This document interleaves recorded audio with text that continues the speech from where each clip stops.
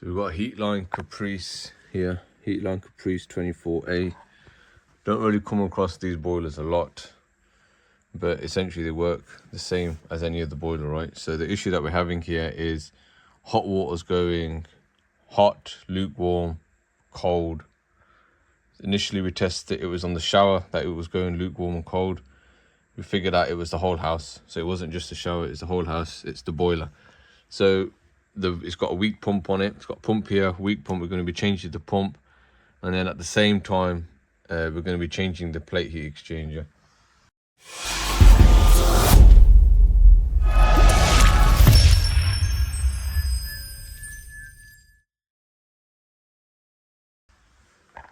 Parts are here. We've got pump head only, and we've also got the plate heat exchanger. Yeah. So on this boiler here, as I hadn't really worked on this, I was trying to figure out where the drain point was. Couldn't figure it out. Checked the manual and found that there's the drain point there. So we're going to drain the boiler. We're going to turn these ISOs. Don't really like touching these, but actually, you know what? We'll leave them. We'll leave the ISOs open. We'll leave that open. We'll leave that open. See if it creates an airlock. Open, drain off there. Recharge the vessel. Push all the water out into this bucket. I don't think there's no real easy way of doing it. It's just water's going to go wherever it's going to go. Let me see if this hose will fit around it.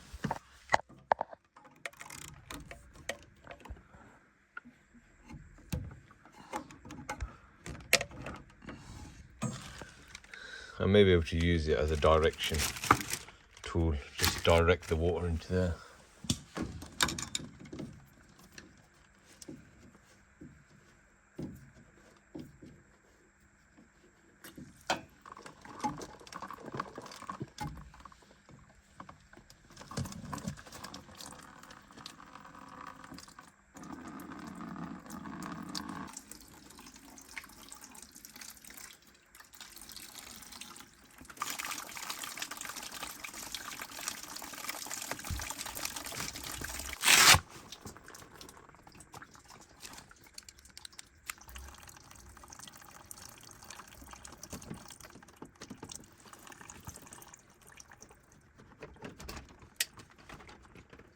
Safe isolation checks to make sure the boiler is dead. Yeah.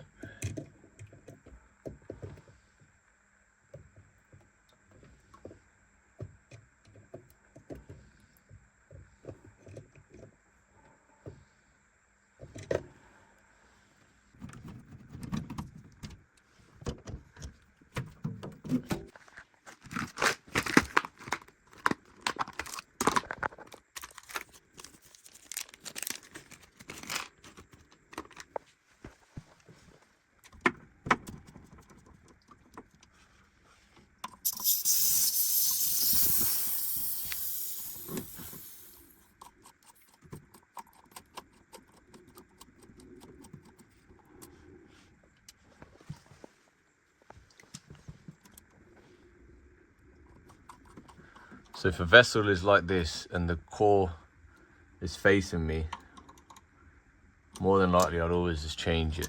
If it's easy enough, I'll just change it. If I can't, whack a bit of silicone grease on it. Silicone grease would push it, lubricate all these guts, and then it just stops it from leaking. Well, it helps it anyway. Sometimes it leaks, sometimes you can't help it.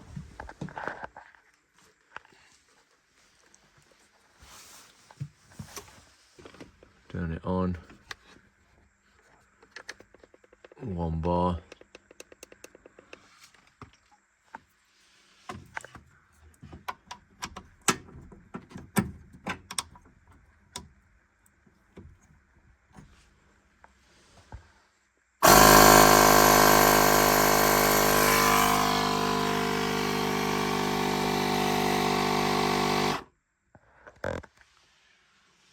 Make sure AAV is open.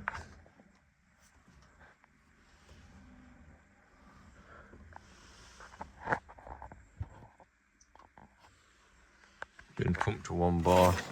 make sure I press a left in there. That seems fine. That seems fine. Normally when I'm pumping, you normally find a lot more water comes out, so let's see what happens.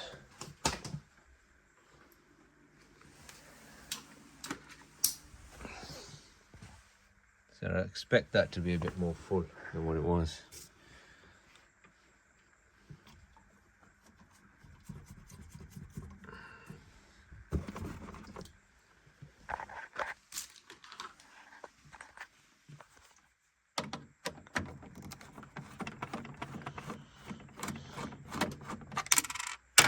Similar to the Baxi 400, I think, the originals. You got screws everywhere. You got to get to PCB before you can open the boiler case.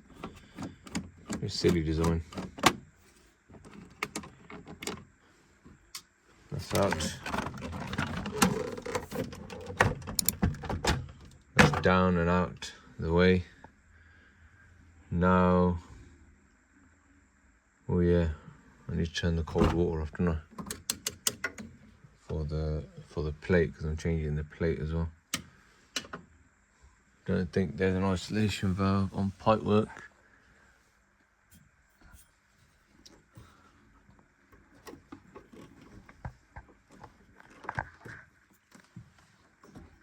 May just have to use this.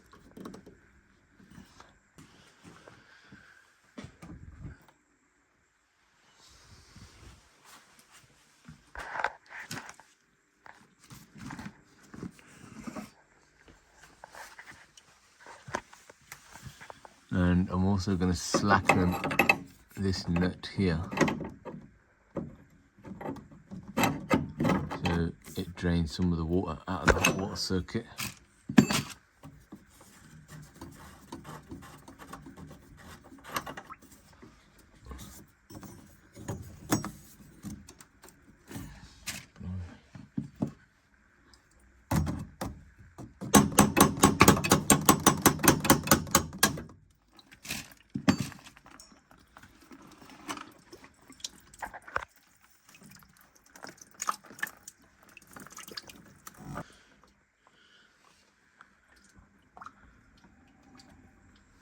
Where's that water come from?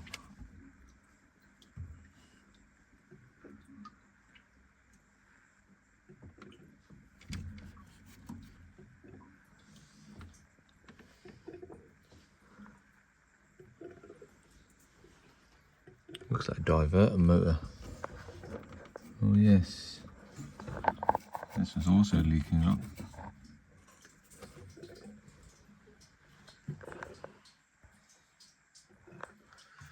But what we'll do is we'll start off with taking the electrics out of here, take the screws out, pull it out, wet vac, and then we'll do plate after. And to make my life easier with taking the plate out, I take this side panel off, one screw, pull it off, plate will go out through the back.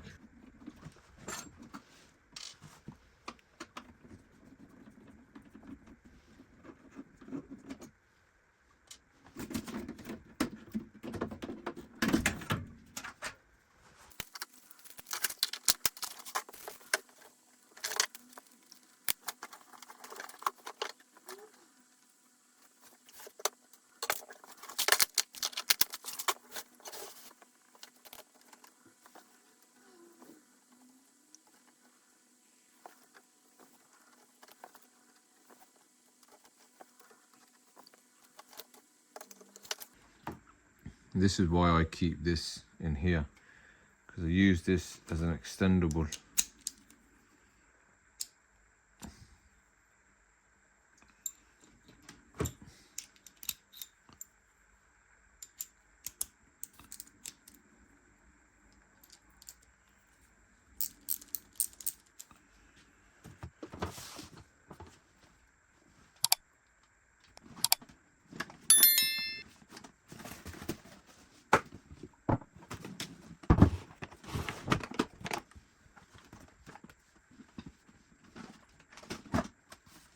flathead and I took the battery.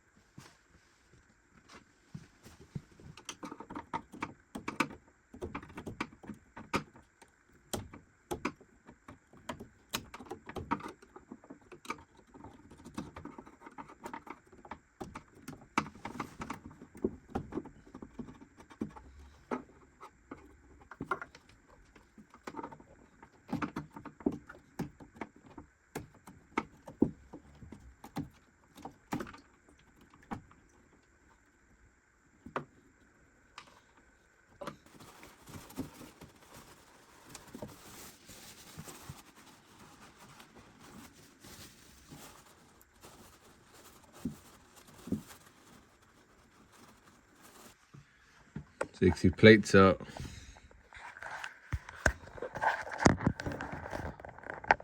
Plates out, O-rings have been pulled out.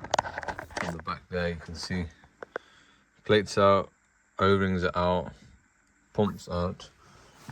One of the main things when changing a plate is to make sure it's the same size, just to make sure these holes line up bang on with these here. You see this one here is bang on. 50-50 if they ever work, plates, even if I get the right plate, the part number and everything, it's 50-50 if they ever work. If they don't, then I'll just give the old plate a clean out. This one looks like it's fine. So we've got the O-rings. This is the old one, you can see, look. System's quite filthy, so old ones, new ones all here.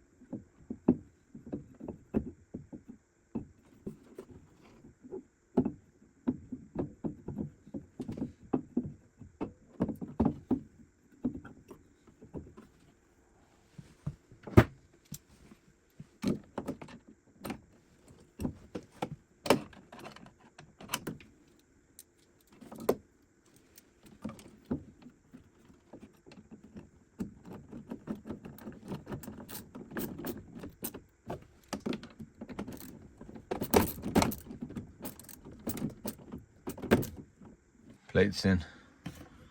One screw, second screw. Make sure the O-rings didn't fall out, so that's done.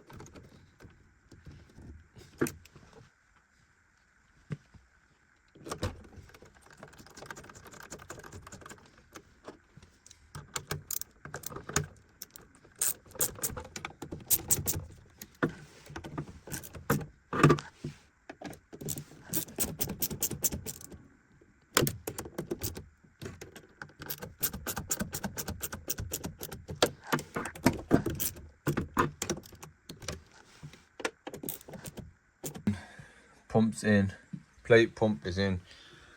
First thing I'm going to do is reconnect this ISO here, this elbow here. Connect that back up.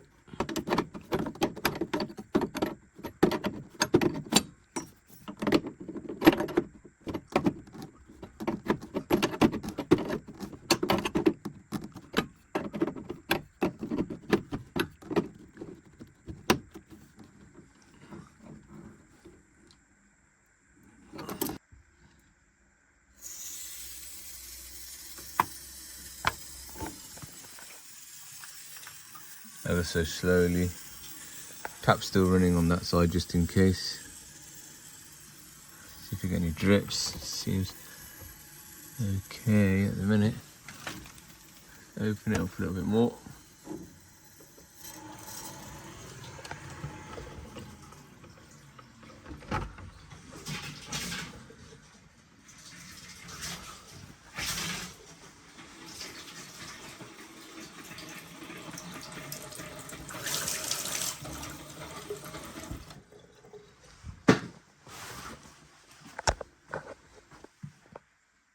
Cold's back on, no leaks on the cold, good news. Let's close the drain off under here.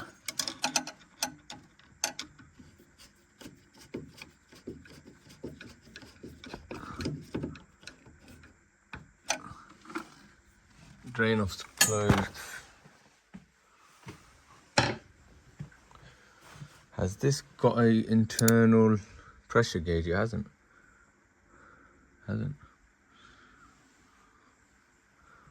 There's no pressure gauge in here.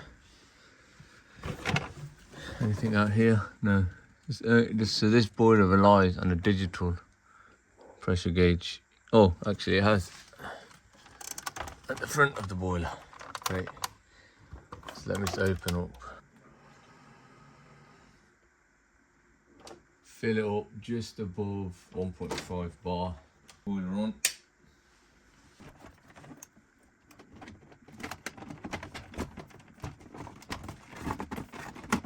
And now I'm going to put this boiler into venting mode so I can get it to vent all the water out. So I'm going to do it by holding the mode while switching the boiler on.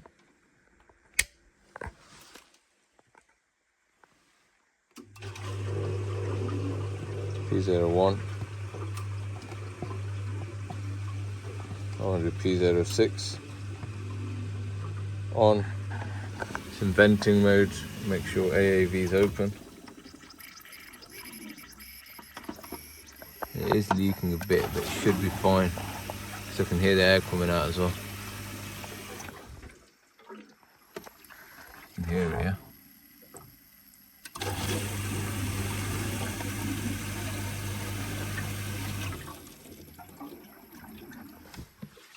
So while that's doing its thing, I'll put this cover back on, clean all the inside here, move my buckets and everything. So boiler's been vented, it's all been vented. I've gone upstairs, I've put the bathtub on, put the shower on, and it seems to be fine now. The water's staying constantly hot. I put it all the way hot, I've put it slightly lower on the board at 50 degrees to make sure it modulates down. And I've been letting it run for the last maybe 10 minutes or so while I've been putting things away. So the boiler, the hot and cold issue seems to have been solved now by changing the pump and the plate. If you look at the plate, it was quite dirty. You can see the system's quite dirty as well, yeah. Pump was quite weak anyway when I tested it last time. This pump was weak, plate. You may be asking why did I replace both? It's just I put it forth to the homeowner. Homeowner bought the parts themselves, and I initially just said let's just replace the pump because the pump was weak. But I said, look, plate's only going to cost you about 50 quid or so more while I'm here. If you want me to, I can do it at the same time, right? That could have applied to this, the motor here. It could have applied to a few other things, AAV. But eventually, you then start replacing everything, and then what's the point? You might have replaced the boiler. So at the minute, we just stuck at the two things which would have affected his hot water. Now I'm just going to put it all back together and just do my FGA checks to make sure it's fine, safe to use. Frame picture, everything seems good. Electrode seems good.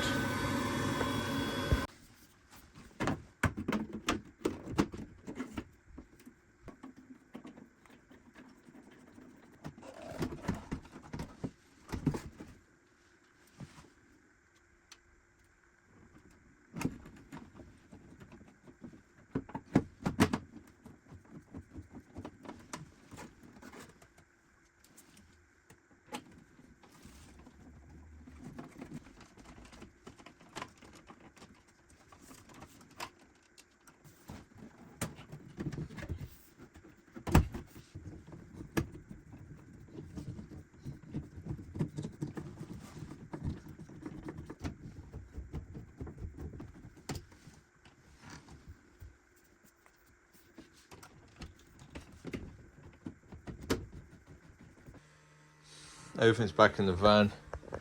Now I'm going to put this boiler into min and max. So turn the boiler off, put it maximum into holder mode, press that. Should come up with P1. That says low fire. How do I go to high? So high must be P02. I need P02. So let's switch that back off. Hold mode, switch it back on. P01. P2 must be high. Let me double check if that's high. Okay, so that's wrong. So it's not P2. I'm gonna do it again. So switch it off. Hold mode. Switch it back on. I've got to go back to P1. Select that, and then press the plus.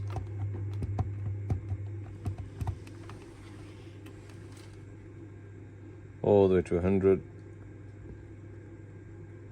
And I think that's how you do max. High. There it is. While that's going on, I put my FGA on.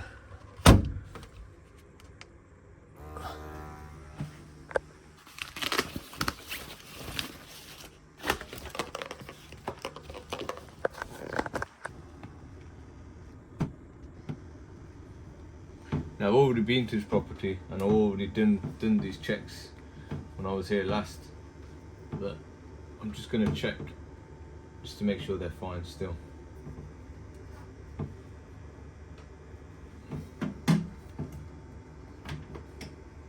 Air intake first.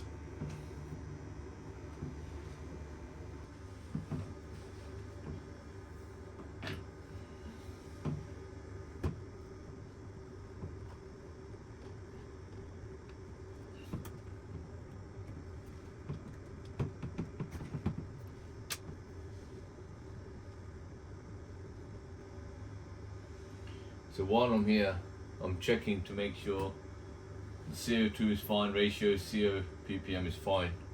Make sure they're fine on min and max, which I know they are anyway because I've checked it before. Just double checking. And the other thing I'm going to try and check in is the pressure gauge. I'm going to make sure that the pressure gauge doesn't go too high when the heating is on. That tells me the expansion vessel side and everything is fine. The automatic air vent, as you've seen, was leaking before, but it sorted itself out. It stopped leaking.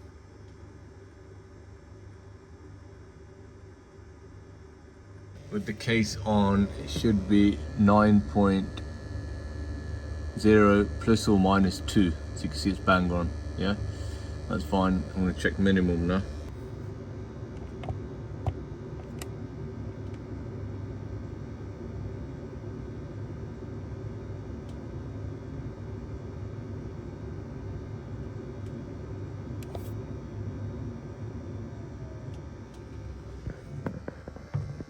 Minimum's bang on, so I'm just going to go put it back into maximum now and go to a gas rate.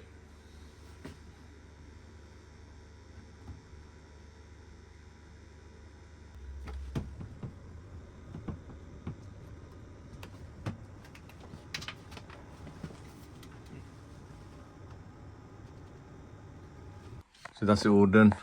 I always let the boiler, when it's in maximum, I let it run out, so I let it reach up to temp and see what the pressure gauge is on, yeah, just to make sure it's not too high. But yeah, that's bang on. Gas rate's done, boiler repairs done, got my test point back in. It is an old boiler, could have easily have scrapped it. There are a few other things defective in the boiler, but it works fine. Let's just see how long it's going to last. Job done on the Heatline Capriz. Most people probably would have just walked away from this job and told the landlord, homeowner, listen, boiler needs to be replaced, right? But I said to him, look, I can get it working, let's change the pump. He's checked it out. I said, you get all the parts, you're probably going to be able to get it cheaper, however you want to get it online. So he's got it online, he sourced all the parts. I said, if you want, you can get the plate heat exchanger. If it's not much, he's emailed me in the night, I'll get plate heat exchanger, only 40-50 quid more, fine, get the plate as well. So it was a good job. We've changed both. Going forward, you could see that there was wear and tear, obvious wear and tear on this boiler. How long it will last, I don't know, but I think it should be good for the next year or so at least, right? Don't touch the valves underneath, the flow returns. I nearly made that massive mistake of doing it. I think it was just because I was recording, right? But yeah, don't touch the flow returns. The drain off, very rarely do I use that drain off as well, but there was no other obvious place to drain. Normally a filter or the filling loop, but for some reason I use that drain off. So sometimes I'll go down the tricky route and sometimes I won't.